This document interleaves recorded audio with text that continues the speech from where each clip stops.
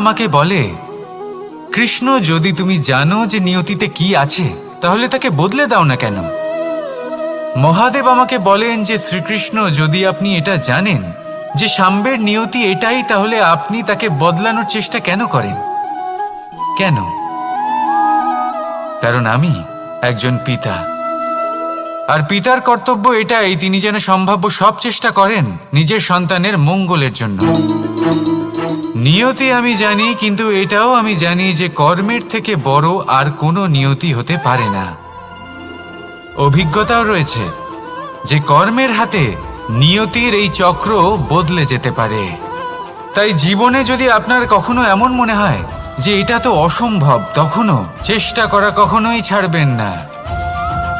কে বলতে পারে আপনারই কর্মের কোনো এক বীজ হয়তো নিয়তির চাকায় আটকে গেল আর নিয়তিকে নিজের পথ পাল্টাতে হলো, ঠিক কি না? সেই জন্য নিয়তিকে ভাগ্য মেনে নিয়ে চুপ করে বসে থাকবেন না। নিজের নিয়তি স্বয়ং নিজের কর্মের দ্বারা নির্ধারিত করুন, কারণ আপনার এই কর্মের ওপরেই আপনার অধিকার রয়েছে। আর এই অধিকারকে নিয়তি অনেক সময় সম্মানও করে। তাহলে আসুন আর আমার সাথে ভালোবেসে বলুন, রাধা রাধা। শক্তি এক অত্যন্ত বিচিত্র বস্তু, বা বলতে পারেন অনুভূতি। পিতা সবসময় চান যেন তিনি তার শক্তি পুত্রকে সঁপে দিতে পারেন, যাতে সে শক্তিশালী হয়, যাতে তার মঙ্গল হয়। তার পুত্র সবসময় চায় যাতে সে পিতার সেই শক্তি লাভ করে, কিন্তু সেই শক্তি লাভ করার জন্য পুত্র হওয়া যথেষ্ট নয়, যোগ্য পাত্র হতে হয়। আসুন আপনাকে সহজে বোঝাই। যদি আপনি সুপাত্র হন আর আপনাকে শক্তি দেওয়া হয়, তাহলে আপনি সেই শক্তির গুরুত্ব বুঝবেন, কোথায় সেই শক্তি প্রয়োগ করা উচিত সেটা বুঝবেন। আর এটা যেহেতু অর্জন করা শক্তি হবে, সেই শক্তির অপব্যবহার হবে না। কিন্তু যদি এই আপনি কুপাত্র হন আর যদি আপনাকে এই শক্তি দেওয়া হয়, তাহলে কি হবে? দেখতে গেলে এই শক্তি আপনি দান হিসেবে পেয়েছেন, তাই না আপনি এই শক্তির গুরুত্ব বুঝবেন আর না এর প্রয়োগ আপনি জানবেন। তার অপব্যবহার হওয়া সুনিশ্চিত। তাই যদি আপনি কোনো শক্তি অর্জন করতে চান, তাহলে আগে তার যোগ্য হয়ে উঠুন। পুত্র নয়, পাত্র হয়ে উঠুন। আর আমার সাথে ভালোবেসে বলুন, রাধা রাধা। কথায় আছে, প্রত্যেক পুত্র তার পিতার প্রতিচ্ছবি হয়, আর সমস্ত প্রতিচ্ছবি চায় যেন সে তার অস্তিত্ব প্রাপ্ত করতে পারে। পুত্র চায় সে যেন তার পিতার মতো হয়, বা কখনো কখনো তার থেকেও শ্রেষ্ঠ হয়। সেটা কোনো অনুচিত ব্যাপার নয়। অনুচিত তখন হয় যখন পুত্র নিজের পিতার মতো হবার স্বপ্ন পূরণ করতে গিয়ে বা তার থেকেও শ্রেষ্ঠ হওয়ার স্বপ্ন পূরণে অনুচিত পথের আশ্রয় নেয়। কারণ তারপরে সে তার পিতার গুণগুলি আত্মসাৎ করতে চায় না।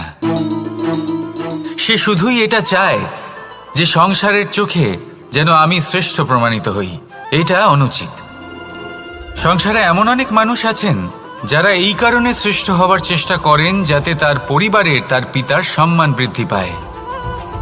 এমনও মানুষ থাকেন, আর এটাই হলো পার্থক্য উদ্দেশ্যের। মনে রাখবেন, যদি আপনার উদ্দেশ্য শুভ হয় তাহলে পথও শুভ হবে, যদি আপনার উদ্দেশ্য অশুভ হয় তাহলে পথও অশুভ হবে। তাহলে নিজের পিতার মতো হবার চেষ্টা অবশ্যই করুন, তার থেকেও শ্রেষ্ঠ হওয়ার চেষ্টা অবশ্যই করুন, কিন্তু মনে রাখবেন আপনার সংকল্প আর আপনার উদ্দেশ্য এই দুই শুভ হওয়া উচিত। তাহলে আসুন আর আমার সাথে ভালোবেসে বলুন, রাধা রাধা। শক্তি শক্তি অর্জন করা এতটা কঠিন নয় যতটা শক্তি লাভ করার পরে সেই শক্তি সামলানো কঠিন হয়। কারণ যেই মানুষ শক্তি লাভ করে তার মনে গর্ববোধ জন্মায়, জন্মায় অহংকার, জন্মায় জেদ। তাই শক্তি প্রাপ্ত করার সাথে বিনম্র থাকাও অত্যন্ত আবশ্যক। আর এটা আমাদের শেখা উচিত বৃক্ষের থেকে। বৃক্ষ যা আমাদের ফল দেয়, বৃক্ষ যা যত ফল দেয় ততটাই ঝুঁকে যায়। আমরা পাথর মারি ওই বৃক্ষের থেকে ফল প্রাপ্ত করার জন্য। সেই পাথরের মার সহ্য করেও বৃক্ষ আমাদের ফল দেয়। কোনো গর্ববোধ নেই, কোনো অহংকার বোধ নেই, আর সেই জন্য এই বৃক্ষের পুজো করা হয়। এটাই হলো মাহাত্ম্য শক্তির সাথে বিনম্রতার। যদি এই শক্তি সৃজন করে থাকে, সাহায্য করে থাকে, সম্বল হয়ে থাকে, তবেই সেই শক্তি উপযুক্ত। আর নয়তো সেই শক্তি একদিন আপনাকে আসক্ত অবশ্যই করবে। তাহলে শক্তি অবশ্যই অর্জন করুন, কিন্তু তার সাথে সেই শক্তি সামলানোর মতো বিবেকও আপনাকে অবশ্যই জাগ্রত করতে হবে। তাহলে আসুন আমার সাথে ভালোবেসে বলুন, রাধা রাধা। অহংকার অত্যন্ত বলশালী হয়। এই অহংকার মানুষকে কখনো নত হতে দেয় না। অদ্ভুত ব্যাপার, এই অহংকার যা মানুষকে কখনো নত হতে দেয় না, সেটাই তার পতনের কারণও হয়ে দাঁড়ায়। যেখানে মানুষ এটা ভাবতে শুরু করে যে শুধুমাত্র সেই যোগ্য, সেখান থেকেই তার পতনের আরম্ভ। ঠিক কিনা? দেখুন, যদি কোনো মানুষ এটা ভাবে যে আমি এই সব কিছু করতে পারি, তাহলে তা হলো বিশ্বাস। কিন্তু যদি সে এটা ভাবতে থাকে যে শুধুমাত্র আমি এই কাজ করতে পারি, তাহলে তা হলো সেই ব্যক্তির অহংকার। আর এটা আপনাকে বিনাশের দিকে অবশ্যই নিয়ে যাবে। মনে রাখবেন, যখন আমি আর শুধুমাত্র এই দুই এক হয়ে যায়, সেখান থেকে আপনার পতনের সূত্রপাত হবেই। তাই আপনি কখনোই এই অহংকারের চক্রব্যূহে ফেঁসে যাবেন না। বিশ্বাস রাখুন নিজের ওপর এবং অন্যের ওপরও। আর মনে রাখবেন, বিশ্বাসের মধ্যে বিশ্বের প্রত্যেকটা বস্তু বসবাস করে। তাই এই অহংকারকে ত্যাগ করে ফেলুন আর আত্মবিশ্বাসের ওপর মনোসংযোগ করুন। আর আমার সাথে ভালোবেসে বলুন, রাধা রাধা। মানুষ নিজের জীবনে ঈশ্বরকে খুব মান্য করে, ওনার জন্য কি না করে। ভিন্ন ভিন্ন নামে তাকে স্মরণ করে, তাকে পুজো করে, তার আরাধনা করে। সে জানে যে ঈশ্বর তাকে শক্তি অবশ্যই দেবেন, তাকে সাহায্য অবশ্যই করবেন। কিন্তু যখন প্রশ্ন আসে গুরু এবং ঈশ্বরের, তখন গুরুর মান কখনো কম হওয়া উচিত নয়। কারণ সত্যি বলতে কি, গুরুই হলেন সেই সিঁড়ি যা বেয়ে আপনি ঈশ্বরের কাছে পৌঁছানোর পথ খুঁজে পাবেন। সেই পথ আপনি গুরুর থেকেই পাবেন। গুরু না থাকলে আপনি কখনো ঈশ্বর লাভ করতেই পারবেন না। আর জীবনে অনেক সময় লক্ষ্যের থেকেও অনেক বেশি গুরুত্বপূর্ণ হলো পথ। তাই এই পথের সম্মান করতে শিখুন, অর্থাৎ গুরুকে সম্মান করতে শিখুন। কারণ গুরুই হলেন পরমেশ্বর। তাহলে আসুন আর আমার সাথে ভালোবেসে বলুন, রাধা রাধা। আপনার জীবনে আপনার প্রকৃত বন্ধু আসলে কে? আপনার সব থেকে শ্রেষ্ঠ মিত্র আসলে কে? তিনি যিনি সময় এলে পরে আপনাকে সাহায্য করেন, নাকি তিনি যিনি সময় এলে পরে আপনাকে অর্থ দেন? দেখুন, আমরা হলাম মানুষ, আমাদের জীবনে লেনদেন চলতেই থাকে। এটা আমাদের জীবনের অভিন্ন অংশ। কিন্তু অনেক সময় এমন হয় যে আমরা তাকেই নিজের প্রকৃত বন্ধু বলে মনে করি, যিনি আমাদের একটা বহুমূল্য উপহার দেন। ঠিক কিনা?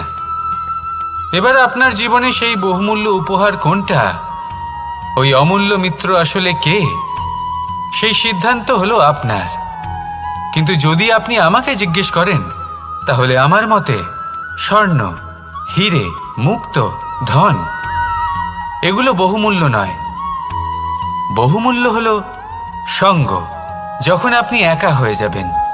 সময়, যখন আপনার তাকে প্রয়োজন হবে। সমর্পণ, যখন আপনার বিশ্বাসের প্রয়োজন পড়বে। যে মানুষ আপনার প্রতি এই 3 গুণ প্রদর্শন করেন, যিনি আপনার কঠিন সময়ে আপনাকে অবশ্যই সঙ্গ দেবেন, যখন আপনার প্রয়োজন পড়বে আপনাকে অবশ্যই সময় দেবেন, আপনার প্রতি সম্পূর্ণ সমর্পিত থাকবেন, সেই হলো আপনার আসল মিত্র, সেই হলো আপনার প্রকৃত বন্ধু। কারণ সত্যি বললে, বন্ধুত্বের অর্থই হলো নিজেকে সম্পূর্ণরূপে কারোর কাছে সমর্পণ করে দেওয়া। তাই আপনার সেই বন্ধুর জন্য নিজের প্রাণ উজাড় করে দিন। আর ভালোবেসে বলুন, রাধা রাধা। মানুষ জীবনে তিনটে কাজ অবশ্যই করে থাকে, কিছু দান করে, কিছু গ্রহণ করে, আর কিছু ত্যাগ করে দেয়।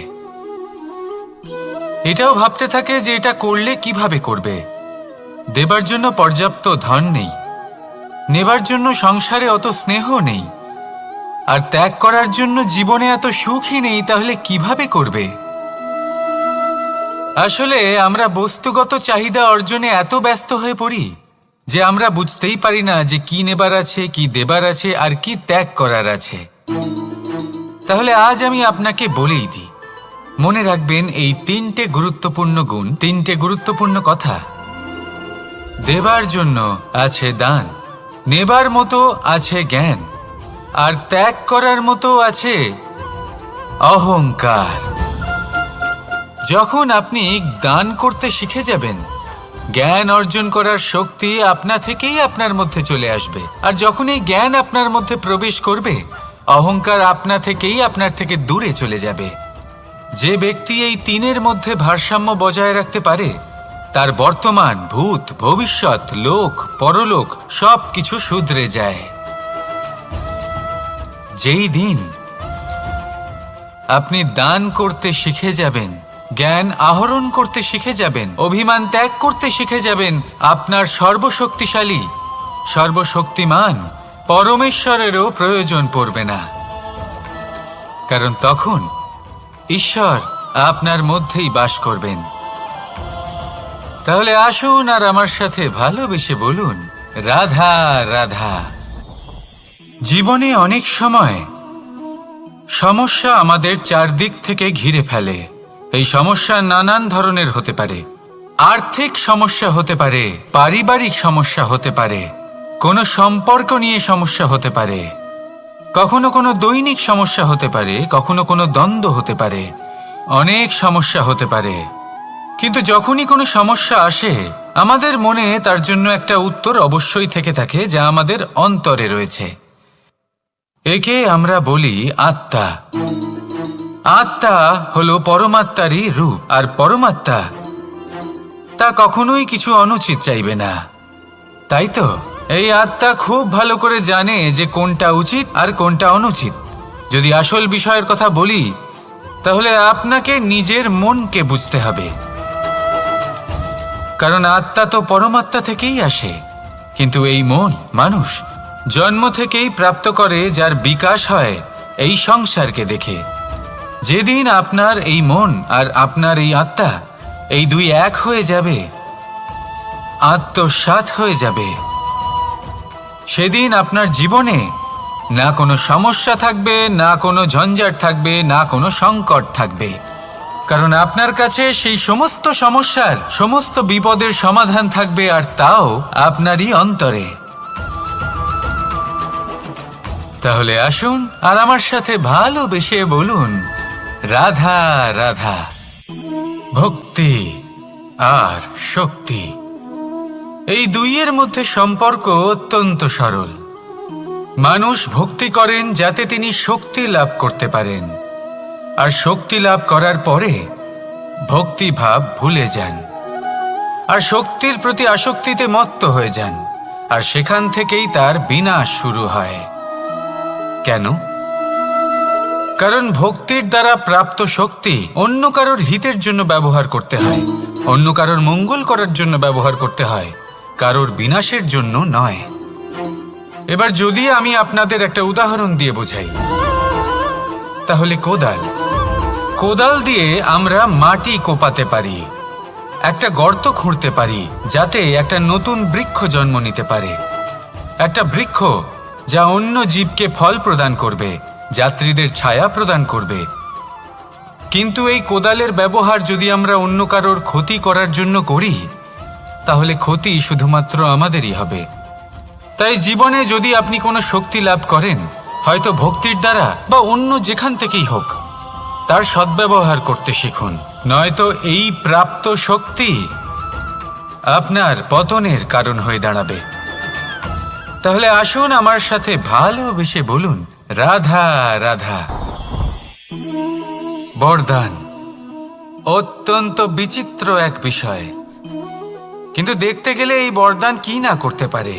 এক দরিদ্রকে রাজা বানিয়ে দিতে পারে, একজন দুর্বলকে এই সংসারের সব থেকে শক্তিশালী ব্যক্তি বানিয়ে দিতে পারে। কিন্তু আমরা ভুলে যাই এক অত্যন্ত গুরুত্বপূর্ণ কথা। বরদান এই শব্দের শেষে দান লুকিয়ে রয়েছে। এই দান কথাটা অত্যন্ত গুরুত্বপূর্ণ। আমাদের মনে রাখা উচিত এই বরদান আমরা দানে পেয়েছি, আর তাই তার সম্মান করা উচিত, কখনোই অহংকার করা নয়। আর যে ব্যক্তি বরদান পেয়ে অহংকার করেন তার যা ক্ষতি হয় তা হলো এই বরদান তার থেকে কেড়ে নেওয়া হয়। বর অর্থাৎ শ্রেষ্ঠ, অর্থাৎ বরদানের অর্থ হলো একটা শ্রেষ্ঠ দান, এবং তার ব্যবহার যদি আপনি কারোর ক্ষতি করার জন্য করেন তাহলে ক্ষতি শুধুই আপনার হবে। তাহলে এই বরদানের সম্মান করুন, উচিত পথে চলুন, আর উচিত উদ্দেশ্য নিয়ে এর ব্যবহার করুন। সব কিছু ভালোই হবে। তাহলে আসুন আর আমার সাথে ভালোবেসে বলুন, রাধা রাধা। পিতা আর পুত্রের সম্পর্ক অত্যন্ত মধুর হয়ে থাকে। পিতা স্বপ্ন দেখেন, তাকে পূর্ণ করার সকল সম্ভাব্য চেষ্টা করেন, কিন্তু তাও অনেক সময় ওনার স্বপ্ন অপূর্ণ থেকে যায়। তখন পিতা ভাবেন যে স্বপ্ন উনি পূর্ণ করতে পারেননি ওনার সন্তান তা অবশ্যই পূরণ করবে। যে স্থানে উনি কখনো পৌঁছতে পারেননি সেই স্থানে ওনার পুত্র অবশ্যই পৌঁছবে। পিতা নিজের সন্তানের ভবিষ্যৎ নিয়ে সেই স্বপ্ন দেখেন, আর যখন সেই সন্তান সামনে এগোতে থাকে তখন তার দুঃখ হয় না, বরং গর্ব হয়। ওনার ভালো লাগে এটা দেখে যে ওনার সন্তান অনেক উন্নতি করছে। কিন্তু যখন সন্তান নিজের অভিভাবকের শক্তি দেখে, তার যশ দেখে হিংসা করতে থাকে, সমস্যা সেইখানেই শুরু হয়। সেই জন্য সকল সন্তানকে এটা মনে রাখতে হবে, দেখুন, পুত্র হবার সুবাদে, এক সন্তান হবার সুবাদে এটা হলো আপনার অধিকার যে আপনি আপনার পিতার থেকে বেশি উন্নতি করবেন। আপনার পিতাও এটাই চান, কিন্তু সুস্থভাবে এটা করুন। একটা রেখা টেনে নিন যাতে আপনি তাতে এগোতে পারেন আর আপনার পিতার তাতে গর্ববোধ হয়, আর সেই বিষয়ে দুঃখ না হয় যে আমার সন্তান আমাকেই ছোট করার চেষ্টা করছে। ইতিহাস সাক্ষী রয়েছে, যে মানুষ অন্য কাউকে ছোট করার চেষ্টা করেছেন সেই মানুষই ছোট হয়ে গেছেন। আর আমার মনে হয় না আপনি এটা চান, কারণ কোনো একদিন আপনিও কারোর পিতা হবেন। আসুন আমার সাথে ভালোবেসে বলুন, রাধা রাধা। সাথী। সাথী এই শব্দটির ব্যাখ্যা কে কিভাবে করে? মিত্র, সখা, বন্ধু, কিন্তু অর্থ একটাই। তিনি যিনি আপনার সঙ্গী হন আর তিনি যার সাথী আপনি হন। এবার সব থেকে বড় প্রশ্ন হলো এটাই যে তিনি কে হতে পারেন যাকে আপনি আপনার সাথী বলে মেনে নিতে পারেন। নিজের সখা, নিজের মিত্র, নিজের বন্ধু মেনে নিতে পারেন। আপনার সাথী হলেন তিনি যিনি দুঃখের সময় আপনার পাশে থাকবেন, আপনার হাত ধরে থাকবেন। আপনার সাথী হলেন তিনি যার হাত আপনি নিজের সুখের দিনে ধরে থাকবেন। সেই সাথীরই হাত ধরুন যিনি দুঃখে সবসময় আপনাকে সাহায্য করার জন্য তৎপর হয়ে থাকেন, আপনার পাশে থাকেন, আর যাকে সুখের দিনে আপনি আপনার সাথে রাখতে পারেন। আর যখন আপনার সাথে আপনার এই সাথী থাকবে তখন আপনি এটা বুঝবেন যে যখন জীবনে দুঃখ আসে তখন এই দুঃখ কমে যায়, সবার মধ্যে ভাগ হয়ে যায়। আর যদি তখন সুখ আসে তাহলে সেটা সবার উপস্থিতিতে আরো বেড়ে যায়। এটাই হলো প্রেম, এটাই হলো ভালোবাসা, এটাই হলো সঙ্গ, যেমন সম্পর্ক আমার আর রাধার মাঝে। তাহলে আসুন আর আমার সাথে ভালোবেসে বলুন, রাধা রাধা। আমাদের মনে যখন কোনো প্রশ্ন ওঠে, কোনো দ্বন্দ্ব জাগে, তখন আমরা যাই আমাদের গুরুর কাছে, আমাদের আরাধ্যের কাছে গিয়ে জিজ্ঞেস করি। এইভাবেই একদিন আমি পৌঁছলাম আমার আরাধ্যের কাছে, আমার মহাদেবের কাছে, আর ওনাকে প্রশ্ন করলাম যে মহাদেব, জীবনে আনন্দ পাওয়ার, উৎসব পালনের, প্রেম ভাগ করে নেবার জীবনকে উপভোগ করে নেওয়ার সর্বশ্রেষ্ঠ সময় কোনটা? মহাদেব হাসলেন আর উনি বললেন, জীবনে উৎসব পালনের সবথেকে শ্রেষ্ঠ দিন হলো মৃত্যুর ঠিক আগের দিনটা। প্রেম ভাগ করে নেওয়ার সবথেকে শ্রেষ্ঠ মুহূর্ত হলো মৃত্যুর ঠিক আগের মুহূর্ত। জীবনকে উপভোগ করে নেওয়ার সর্বশ্রেষ্ঠ প্রহর হলো মৃত্যুর এক প্রহর পূর্বে। তখন আমি চমকে গেলাম। আমি বললাম, কিন্তু মহাদেব, মৃত্যু তো অনিশ্চিত, আমরা জানিও না কবে আমাদের মৃত্যু হবে। মহাদেব আবার হাসলেন। উনি বললেন যে যদি আমরা এভাবে জীবন কাটাই যে আমরা জীবনের প্রত্যেক দিন, প্রত্যেক মুহূর্ত, প্রত্যেক প্রহর শেষ বলে মনে করি, তাহলে আমাদের সমস্ত জীবন আনন্দের সাথেই অতিবাহিত হবে।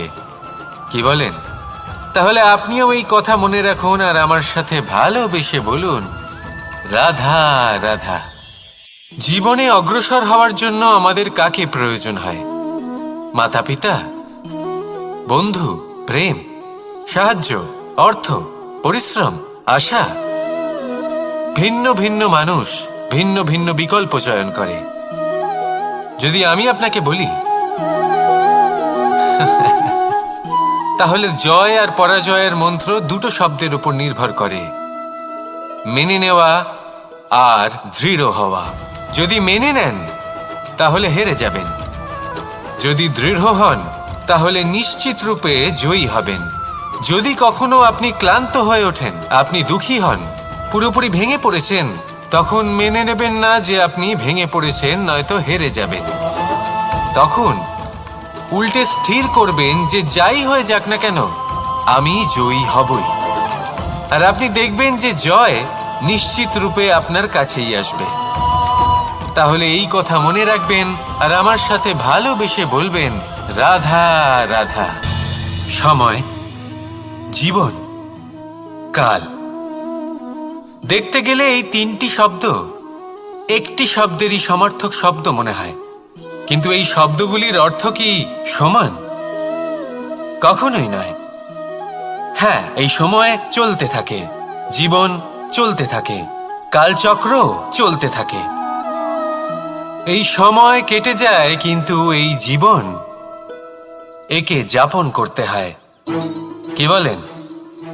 এই জীবনে কিছু করুন বা কিছু না করুন, জীবন এমনি কেটে যাবে, আপনি জানতেও পারবেন না। কিন্তু সেটা আমাদের উদ্দেশ্য নয়, একে যাপন করতে হবে। এই জীবনে প্রেরণা পেতে শিখুন, প্রেরণা দিতে শিখুন, আহ্বান গ্রহণ করতে শিখুন, আহ্বান জানাতে শিখুন, মহান কাজ করতে শিখুন, ধন্যাত্মক বোধ জাগিয়ে তুলুন। জীবন অতিবাহিত করার অর্থ কি তা আপনি শিখে যাবেন। কারণ সময় কেটে যায়, সমস্ত যুগ কেটে যায়, কিন্তু জীবনের রীতি জীবন কাটিয়ে দেওয়া নয়, জীবন যাপন করা। এই জীবন সম্পূর্ণরূপে অনুভব করতে হবে, নতুন পথ বানাতে হবে। এবারে যদি এই জীবন বাঁচার সময় একবার ভেবে দেখুন, যদি মনে প্রেম থাকে, সদ্ভাবনা থাকে, তাহলে কি হবে? এই জীবনকে বাঁচার অনুভূতিটাই অন্যরকম হয়ে যাবে, একটা আনন্দময় অনুভূতি লাভ করবেন। তাহলে এটাই করুন আর আমার সাথে ভালোবেসে বলুন, রাধা রাধা। আপনি কি কখনো কোনো জলের ধারা দেখেছেন? তার সামনে যতই মাটি থাকুক না কেন, যতই কাদা থাকুক না কেন, যখন এই জলের ধারা বইতে আরম্ভ করে দেয়, তখন এই কাদাকে নিজেই ধুয়ে নিয়ে যায়। ওই কাদাকে ধুয়ে দেয় এবং নিজের পথ নিজেই তৈরি করে নেয়। তাহলে আপনিও এরকম জলের মতো হয়ে উঠুন। যদি হয়ে উঠতে পারেন, তাহলে নিজের মনের, নিজের ভাবনার, নিজের জীবনের যত অনাবশ্যক তত্ত্ব আছে, অনুপযোগী অংশ রয়েছে, অর্থাৎ অপরিষ্কার অংশ রয়েছে, তা নিজে থেকেই নির্মল হয়ে উঠবে। আর যেরকম জলের ধারা কখনো থেমে থাকে না, সব সময় বয়ে চলে, সেইভাবে আপনিও কখনোই থামবেন না, সবসময় বয়ে চলুন, এগোতে থাকুন। পথে যদি অনেক বিপদ আসে, সমস্যা আসে, থামবেন না, তার উপর নিরন্তর প্রহার করুন, নিরন্তর প্রয়াস করুন আর অগ্রসর হন। আপনি ভেবে দেখুন, এই জলের ধারা কখনো থেমে থাকে না, সবসময় বয়ে চলে, বিপদের সম্মুখীন হয়ে তাকে সাথে বয়ে নিয়ে চলে। সেই জন্য জলের ধারা, প্রবাহমান এই ধারা, এর থেকে কখনো দুর্গন্ধ আসে না, এতে কখনো ময়লা জমতে পারে না, বরং পালিত হয় সুন্দর প্রাণবন্ত জীবজন্তু, যেমন সুন্দর ছোট মাছ। তাই আপনিও এটাই করুন, কখনো থামবেন না, শুধু চলতে থাকুন, জলের ধারার মতো বইতে থাকুন। আপনি আপনার লক্ষ্য অবশ্যই খুঁজে পাবেন, আর তার সাথে নিজের অন্তরের যে মালিন্য রয়েছে তা আপনি নিজেই নিজের থেকে দূরে করে দেবেন। তাহলে আসুন আর আমার সাথে ভালোবেসে বলুন, রাধা রাধা। এবার অনেক সময় মানুষের মনে এরকম প্রশ্ন আসে যে এই সংসারে সবথেকে বড় বিপদ কি? কেউ বলে ধর্ম সংকট, আবার কেউ বলে প্রাণের উপর আসা সংকট। প্রত্যেক মানুষের জীবনে বিভিন্ন সংকট আসে, আর এই সমস্ত সংকট অত্যন্ত বিচিত্র হতে পারে। এই সমস্ত সংসার হলো সংকট দ্বারা পরিপূর্ণ। ঠিক আছে, আপনাকে একটা উদাহরণ দিই। একজন ধনী ব্যক্তি, এবার ওনার জীবনে সংকট কি হতে পারে? সংকট এটাই যে কেউ তার সম্পত্তি চুরি না করে নেয়, আমরা বুঝতে পারছি। এবার একজন চোর, তার জীবনে সংকট কি হতে পারে? যে চুরি করার সময় সে যদি তার একটা কাশি চাপতে না পারে, তাহলে সে ধরা পড়ে যেতে পারে, ঠিক কিনা? আবার অনেক সময় এমনও হয় যে যার জন্য আমি সংকট, সেও আমার কাছে সংকট। যেমন এই পরিস্থিতিতে দেখুন, সংকট হলো সংকট, এ তো জীবনে থাকবে, কিন্তু এর সম্মুখীন কিভাবে হওয়া যায়? খুব সরল, সব এটার ওপর নির্ভর করে, মনের ওপর। এই মনকে নিয়ন্ত্রণ করলে সব ঠিক থাকবে। এবার যদি ধনী ব্যক্তি মনকে নিয়ন্ত্রণ করে ফেলেন, নিজের অর্থের ব্যবহার শুভ কাজের জন্য, সমাজের সেবার জন্য বিকাশ করতে করেন, ওই অর্থকে একত্রিত করে না রাখেন, তাহলে চুরির সমস্যা, এই সংকট সেখানেই কেটে যাবে। এবার যদি কথা বলি সেই চোরের, তাহলে চোর যদি নিজের মনকে সংযত করে নেয়, যদি নিজের কর্মকে নিয়ন্ত্রণ করতে পারে, তাহলে এমন কোনো স্বর নেই, যা ওকে ধরা পড়তে বাধ্য করবে। সেই জন্য জীবনে সংকট যতই আসুক, যত বড়ই সংকট আসুক না কেন, কবচ হলো একটাই, আর এই কবচের নাম হলো আত্মনিয়ন্ত্রণ। নিজের মনকে নিয়ন্ত্রণে রাখতে শিখুন। এটা নিজের জীবনে প্রয়োগ করে তো দেখুন। যদি আপনি করতে পারেন, তবে আপনি দেখবেন যে সংকট তো জীবনে আসা যাওয়া করে, কিন্তু সেই সংকটগুলির সম্মুখীন আপনি এইভাবে করতে পারবেন। তাহলে সেটাই করুন, আর আমার সাথে ভালোবেসে বলুন, রাধা রাধা। এই দড়িটা দেখুন,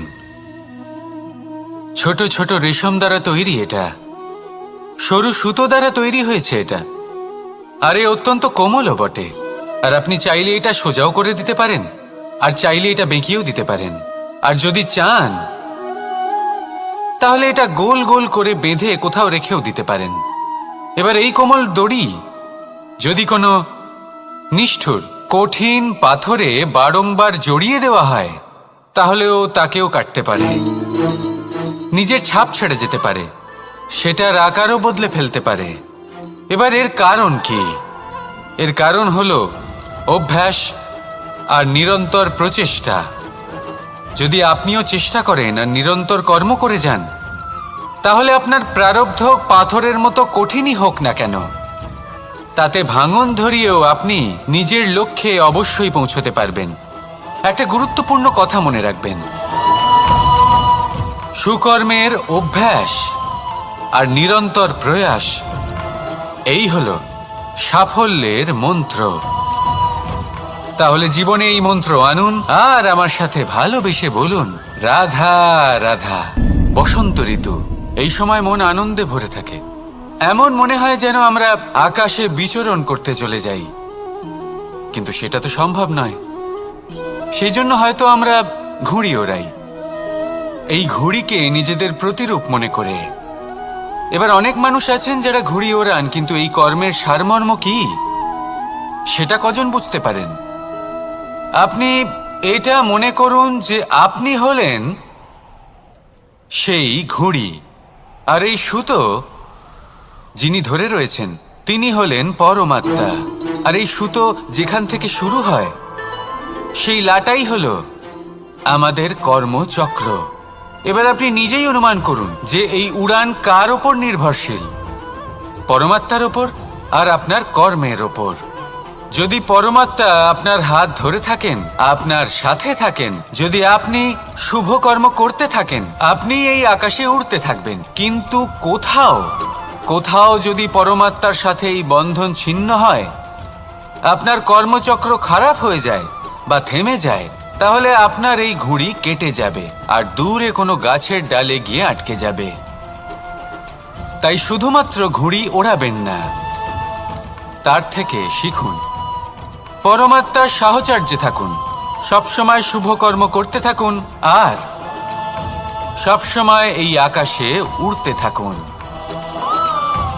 আসুন আর আমার সাথে ভালোবেসে বলুন রাধা।